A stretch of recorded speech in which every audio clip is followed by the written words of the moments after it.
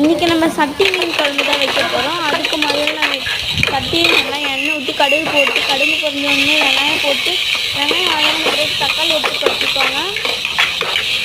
தக்காளி கொட்டின பிறகு லைட்டாக சால்ட் போட்டுக்கோங்க. சால்ட் போட்டு நல்லா வதக்கிக்கோங்க. நல்லா வதக்கிட்ட பிறகு நம்ம கழுவி வச்சுருக்க கத்திரிக்காவை எடுத்து கொஞ்சம் கொஞ்சமாக போட்டுக்கலாம்.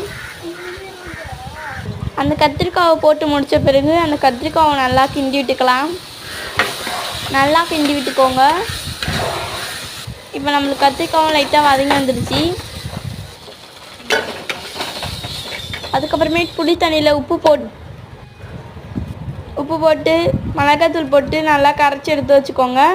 அது வெங்காயம் தக்காளி கூட ஊற்றிக்கலாம். ஊற்றிட்டு நல்லா கிண்டிக்கோங்க.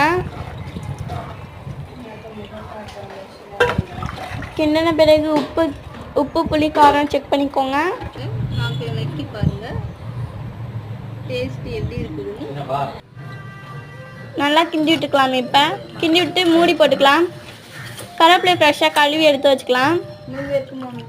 இப்போ மூடி திறந்து பார்த்துக்கலாம்.